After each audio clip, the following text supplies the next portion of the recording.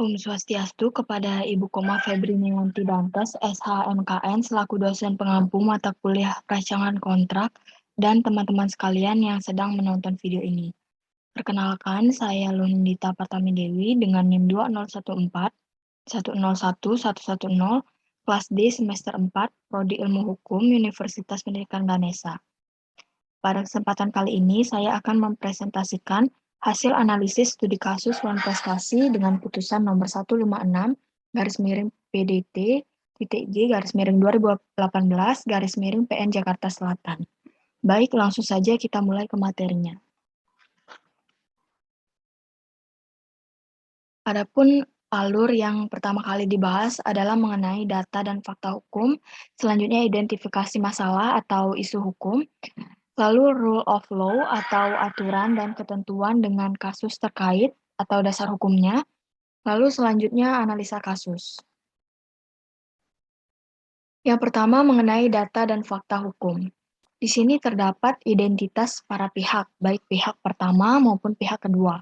Yang pertama adalah Kyung Rob Moon, lahir di Seoul tanggal 3 Agustus tahun 1976, usia 41 tahun, jenis kelamin laki-laki, agama Kristen Protestan, bertempat tinggal di Gedung Belaza Permata Hijau, lantai 17 unit 9, Jalan Letnan Beno, nomor 34 Jakarta Selatan, pekerjaan Managing Director, status kawin, pendidikan sarjana ekonomi, dalam hal ini memberikan kuasa kepada Stanley Henry Komalik, SHCLI, sebagai pengacara berkantor di Gedung Belza Permata Hijau, berdasarkan surat kuasa khusus tertanggal 12 Februari 2018, yang selanjutnya disebut sebagai pihak pertama, dalam hal ini penggugat.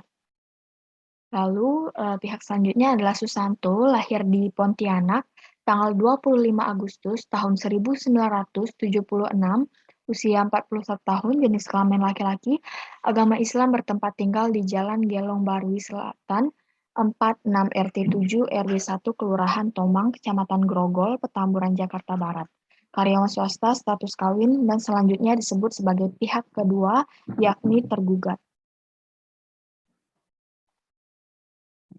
Selanjutnya, selain data identitas tersebut, di atas juga terdapat bukti-bukti surat dan keterangan saksi-saksi yang diajukan oleh pihak pertama sebagai penggugat, bahwa pada persidangan tanggal 14 Mei 2018, penggugat menyampaikan perubahan atau perbaikan pada alamat pihak kedua sebagai tergugat, yang sebelumnya Komplek Banjarwijaya Klaster Asia Blok 24 nomor 28 RT 2 RW 8 Cipete Pinang, Tangerang, Provinsi Banten diubah menjadi sekarang tidak diketahui lagi alamatnya, atau tempat tinggal atau domisili baik di dalam maupun di luar wilayah negara Republik Indonesia.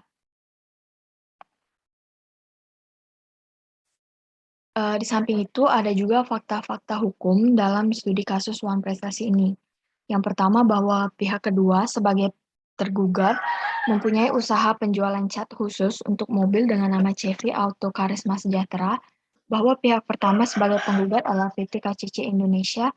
Dalam hal ini diwakili oleh Kyung Rob Moon selaku Direktur PT KCC Indonesia dengan nomor perusahaan 00453.2010, Badan Usaha berbentuk PMA atau penanaman modal asing, dengan nomor izin 411 garis miring 1 garis miring IU garis miring 1 PMA perdagangan 2010 tanggal 3 Agustus 2010 dan izin prinsip perluasan PMA tanggal 23 Oktober 2013 yang bergerak di bidang perdagangan besar, khususnya cat yang bermerek KCC.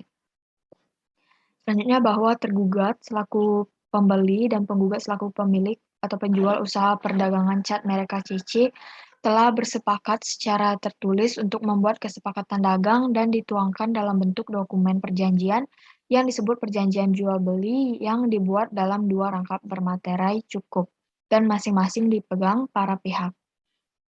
Pembeli barang dilakukan para pihak tergugat dengan cara order melalui sales yang berada di kantor KCC Indonesia, email ataupun order langsung melalui telepon kepada pihak penggugat.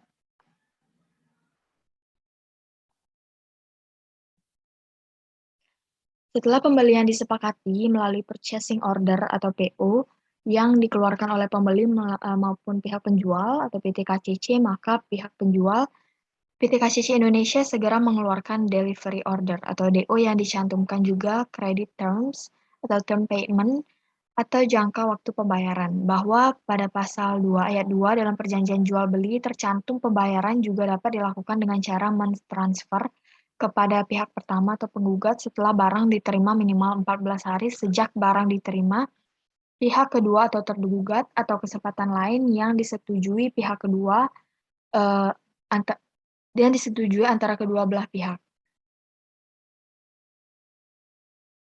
dengan kesepakatan lainnya.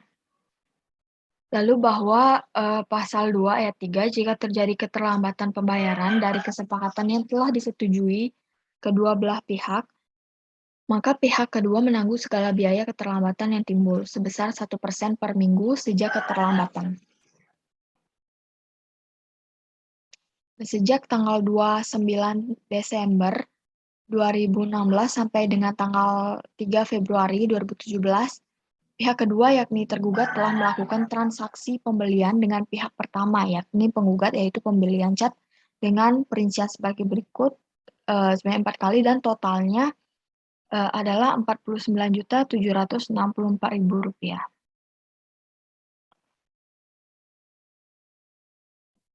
Selanjutnya, bahwa semua tunggakan hutang tersebut adalah hutang dagang atas pembelian berupa cat buat mobil, bahan cat lainnya, dari bulan Desember 2016 sampai saat gugatan diajukan dan sejak pengambilan barang tersebut, pihak tergugat tidak pernah melakukan penyetoran sama sekali sampai saat gugatan diajukan belum juga diselesaikan. Selain itu, penggugat telah memberikan somasi kepada tergugat sebanyak 3 kali dengan perincian yakni somasi pertama tanggal 2 Mei 2017, selanjutnya tanggal 16 Mei 2017, dan terakhir tanggal 23 Oktober 2017, bahwa tergugat sempat ada tanggapan atas somasi-somasi yang sudah dikirimkan, tapi dengan alasan bahwa ada beberapa customer yang komplain atas chat tersebut, namun saat ditanya bukti-bukti tergugat tidak mampu menunjukkannya. Bahwa di sini sampai saat gugatan didaftarkan, tergugat sama sekali tidak ada iktikad untuk menyelesaikan hutang dagang aku. Selain itu terdapat data yakni bukti-bukti surat termasuk fotokopi perjanjian jual beli, surat somasi dan fotokopi surat invoice, purchasing order, delivery order, dan kumulatif transaksi serta keterangan saksi yakni ada 2 saksi yaitu RR Winjaya AS dan Muhammad Firdaus. Jadi di sini kedudukan penggugat yakni Kyung Rok-mun adalah sebagai pihak pertama yaitu penjual. Sedangkan kedudukan tergugat yakni Susanto adalah sebagai pihak kedua yakni pembeli dengan objek perjanjian jual beli adalah berupa cat mobil, bahan cat lainnya. Lalu di sini muncul identifikasi atau masalah mengenai isu hukum dari kasus wan prestasi tersebut. Bahwa tergugat sebagai pihak kedua tidak mau melaksanakan kewajibannya, di mana hal ini membuktikan bahwa tergugat telah lalai dan menyalahi kesepakatan atau wan prestasi, ingkar janji terhadap penggugat sebagai pihak pertama. Akibat perbuatan wan prestasi atau ingkar janji yang telah dilakukan oleh tergugat tersebut, maka telah menimbulkan kerugian bagi penggugat. Sehingga karenanya secara dan menurut hukum, penggugat berhak menuntut para pihak tergugat untuk membayar ganti rugi material fight pasal 1243 KUH Perdata dan pasal 1238 yaitu debitur dinyatakan lalai dengan surat perintah atau dengan akta sejenis itu atau berdasarkan kekuatan dari perikatan sendiri, yaitu bila perikatan ini mengakibatkan debitur harus dianggap lalai dengan lewatnya waktu yang ditentukan. Selanjutnya, sehingga hal ini tentu saja memberikan dampak yakni kerugian material bagi penggugat. Yang pertama ada kewajiban pokok dan kerugian sampai dengan Januari 2018 sebesar Rp49.764.000, di mana nilai tersebut dihitung berdasarkan data PT KCC Indonesia sebagai penggugat terhadap utang dagang tergugat. Yang kedua ada bunga sebesar 1% per minggu terhitung 45 hari sejak barang diterima. Hal ini sesuai dengan pasal 2 ayat 3 perjanjian jual beli, yaitu sejak bulan April 2017 sampai dengan diajukannya gugatan ini, yaitu 40 minggu kali 1% dikali 49.764.000. Sehingga totalnya adalah 19.905.600 rupiah.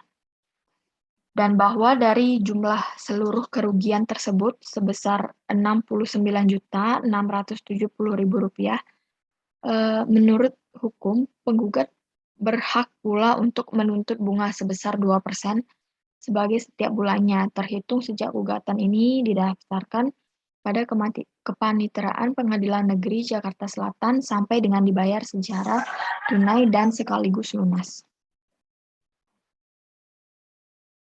Adapun rule of law atau dasar hukum yang mengatur yang berkaitan dengan studi kasus suan prestasi ini. Antara lain yang pertama pasal 13 KUH Perdata bahwa di sini ada pengertian perjanjian yakni perbuatan dengan yang mana satu orang atau lebih mengikatkan dirinya terhadap satu orang atau lebih. Perjanjian yang demikian mengikat para pihak secara hukum untuk mendapatkan hak atau melaksanakan kewajiban yang ditentukan dalam perjanjian itu. Yang kedua, ada pasal 1458 KUH Perdata bahwa ditemukan pengertian di sini adalah jual beli, yakni perjanjian konsekuensial di mana secara sederhana dapat dikatakan bahwa pada dasarnya setiap penerimaan yang diwujudkan dalam bentuk pernyataan penerimaan baik yang dilakukan secara lisan maupun yang dibuat dalam bentuk tertulis saat lahirnya perjanjian. Lalu di sini juga ada pasal 1457 KUH Perdata yang merumuskan jual beli dan perjanjian yang jual beli ini diatur dalam buku 3 KUH Perdata mulai dari pasal 1457 sampai dengan pasal 1540. Dan dalam asas kebebasan berkontrak sebagaimana rumusan pasal 1338 KUH Perdata bahwa semua perjanjian yang dibuat secara sah berlaku sebagai undang-undang bagi mereka yang membuatnya. Dan dalam ayat 3 disebutkan persetujuan-persetujuan tersebut harus dilaksanakan dengan itikat baik. Dan pengertian ini berkaitan dengan asas pacta sunt servanda yang artinya bahwa perjanjian tersebut harus dilaksanakan. Oleh karena kesepakatan jual beli tersebut telah dibuat sesuai dengan ketentuan pasal 1320 KUH Perdata, maka menurut hukum perjanjian tersebut sah dan mengikat sebagai undang-undang terhadap penggugat dan tergugat. Hal ini sesuai dengan ketentuan pasal 1338 KUH Perdata bahwa semua perjanjian dibuat secara sah dan berlaku sebagai undang-undang bagi mereka yang membuatnya. Dan suatu perjanjian tidak dapat ditarik kembali selain dengan sepakat kedua belah pihak atau karena alasan-alasan yang oleh undang-undang dinyatakan cukup untuk itu. Suatu perjanjian harus dilaksanakan dengan itikat baik. Dan perjanjian itu dibuat sah. Hal ini tidak adanya kekilapan, paksaan, dan penipuan sesuai dengan pasal 1321 KUH Perdata. Lalu dalam pasal 1320 KUH Perdata ini ditunjukkan mengenai syarat-syarat sahnya perjanjian, yakni sepakat mereka yang mengikatkan diri, kecakapan untuk membuat suatu perjanjian, suatu hal tertentu, dan suatu sebab yang halal. Sehingga para pihak yang mengadakan perjanjian diwajibkan melaksanakan prestasi dari apa yang telah disepakati. Seperti yang terdapat dalam pasal 1243 KUH Perdata, bahwa tiap-tiap perikatan adalah untuk memberikan sesuatu dan berbuat sesuatu. Dan apabila tidak ada pihak yang melakukan prestasi tersebut, maka dia disebut telah melakukan wan prestasi. Pihak-pihak yang mengikatkan diri antara pihak pertama dan pihak kedua dalam perjanjian jual beli barang ini diatur dalam pasal 1474 dan pasal 1513 KUH Perdata yang masing-masing menetapkan bahwa pihak pertama sebagai si penjual membuat kewajiban menyerahkan barang. Hal ini sesuai dengan pasal 1474 KUH Perdata dan sebaiknya pihak kedua sebagai si pembeli berkewajiban membayar harga pembelian sesuai dengan pasal 1513 KUH Perdata. Objek perjanjiannya yakni barang yang diperdagangkan hanya sesuai dengan 1332 KUH Perdata berupa cat mobil bermerek milik pihak pertama yang dijual terhadap pihak kedua. Objek tersebut tertentu pasal 1333 KUH Perdata dapat dijalankan sesuai dengan 1254 KUH Perdata, tidak dibuat tanpa sebab atau dibuat karena sebab palsu. Hal ini merujuk pada pasal 1335 KUH Perdata, tidak bertentangan dengan Undang-Undang Kesusilaan dan Ketertiban Umum. Hal ini terkandung dalam pasal 1337 KUH Perdata. Perjanjian dibuat oleh orang yang cakap bertindak menurut hukum 1330 KUH Perdata yang sebagaimana hal ini sesuai dengan keterangan data identitas para pihak dan telah memenuhi syarat sahnya perjanjian, yakni cakap hukum. Pihak-pihak yang membuat surat perjanjian telah dewasa, hal ini tertuang dalam pasal 330 KUH Perdata, tidak berada di bawah pengampunan, pasal 443 KUH Perdata. Orang yang dewasa dan tidak berada di bawah pengampunan, maka cakap bertindak menurut hukum. Hal ini sesuai dengan 1330 KUH Perdata. Dan pada bagian akhir surat perjanjian jual beli yang telah ditandatangani sesuai dengan 1878 KUH Perdata dan terdapat pencantuman surat yang telah dan memang harus ditandatangani oleh para pihak dan disaksikan minimal oleh 2 orang saksi sesuai dengan pasal 1905 KUH Perdata, yakni unus testis nullius testis. Dan pembebanan biaya perkara di pengadilan pada pasal 118 HIR.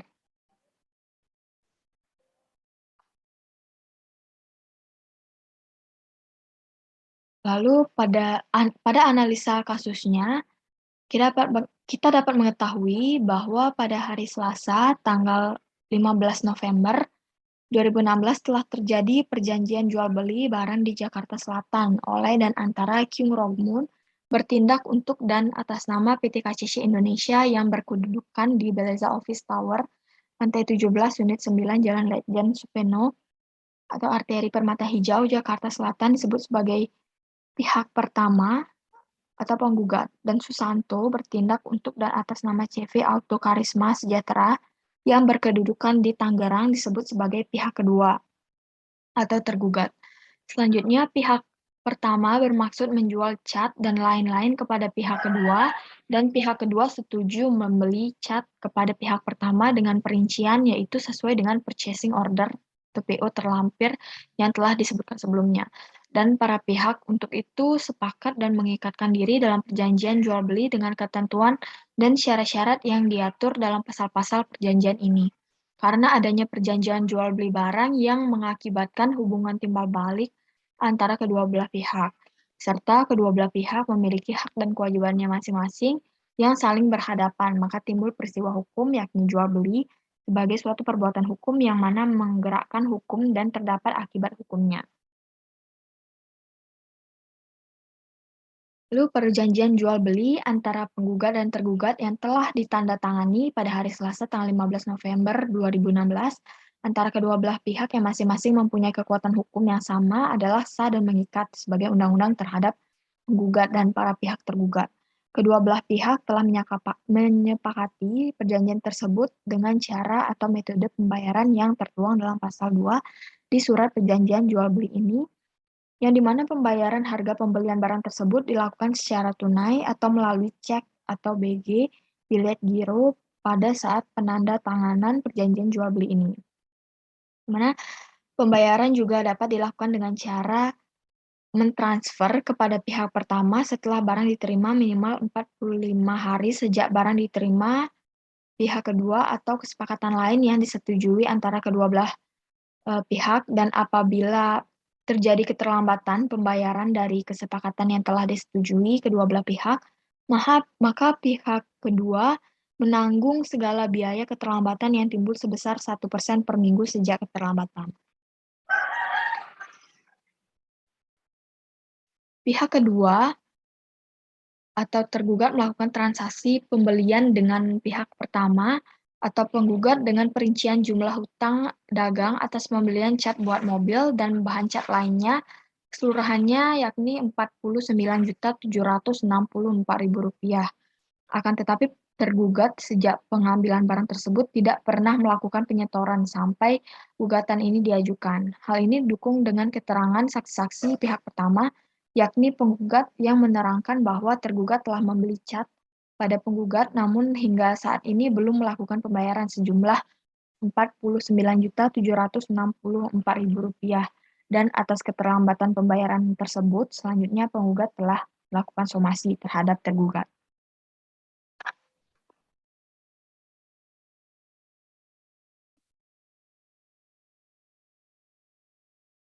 Dan dalam perjanjian jual beli ini telah ada kesepakatan antara penggugat dan tergugat, sedangkan tergugat telah melalaikan kewajibannya berupa pembayaran atas pembelian cat mobil dan bahan cat lainnya, sebagaimana yang telah disepakati oleh penggugat dan tergugat dalam perjanjian jual beli dan dalam hal ini perjanjian jual beli yang telah disepakati dan dibuat pada tanggal 15 November 2016, yaitu pada pasal 2 ayat 2, bahwa pembayaran juga dapat dilakukan dengan cara mentransfer kepada pihak pertama atau penggugat.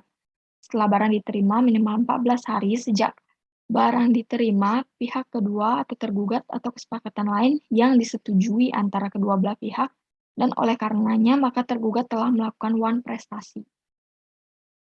Pihak kedua tidak mau melaksanakan kewajibannya. Hal ini membuktikan bahwa tergugat telah lalai menyalahi kesepakatan atau wan prestasi ingkar janji terhadap penggugat. Hal ini dapat dilihat dari fakta-fakta hukum yang sebelumnya disebutkan, bahwa sejak pengambilan barang tersebut, pihak tergugat tidak pernah melakukan penyetoran sama sekali sampai saat gugatan diajukan belum juga diselesaikan, termasuk tunggakan hutang yang merupakan utang dagang atas pembelian berupa cat buat mobil dan bahan cat lainnya dari bulan Desember 2016 sampai saat gugatan diajukan. Pihak pertama telah melakukan somasi sebanyak 3 kali. Walaupun ada tanggapan dari pihak kedua atau tergugat dengan alasan ada beberapa customer yang komplain atas cat tersebut. Namun pada saat ditanya, tergugat tidak mampu menunjukkannya. Di sini jelas bahwa pihak kedua atau tergugat tidak ada iktikat baik untuk menyelesaikan hutang dagang aku. Dan sehingga di sini terjadi wan prestasi karena pihak kedua tidak memenuhi prestasinya berupa objek perjanjian, yakni pembayaran hutang cat mobil tersebut. Dan maka dari itu, tergugat sebagai pihak kedua harus dibebankan ganti rugi yang harus dibayarkan kepada pihak pertama atau penggugat, yakni kewajiban pokok dan kerugian sebesar Rp49.764.000 dan bunga 1% kali 40 minggu dikali pokok sebesar Rp19.905.600 dengan total sebesar kerugian Rp69.969.600 atau jika dibulatkan menjadi Rp69.670.000, bahwa dari seluruh total kerugian tersebut adalah sebesar Rp69.670.000. Bahwa dari pertimbangan hakim, saya setuju bahwa menyatakan tergugat telah dipanggil secara sah dan patut berdasarkan undang-undang untuk datang ke persidangan, akan tetapi tidak hadir tanpa alasan yang sah, sehingga hakim mengabulkan gugatan penggugat sebagian dengan fair stake. Tergugat telah melakukan wan prestasi terhadap penggugat, maka tergugat dibebankan untuk membayar ganti rugi kepada penggugat, uang sebesar Rp69.670.000, termasuk menghukum tergugat untuk membayar biaya perkara wan prestasi ini sebesar Rp2.361.000. Hal ini sesuai dengan pasal 1243 KUH Perdata dan pasal 1238 mengenai kewajiban mengganti kerugian yang diderita oleh salah satu pihak, serta pasal 181 ayat 2 HIR tentang penanggungan biaya perkara di pengadilan, bahwa kepada tergugat harus dihukum untuk membayar biaya yang timbul dalam perkara kasus wan prestasi ini.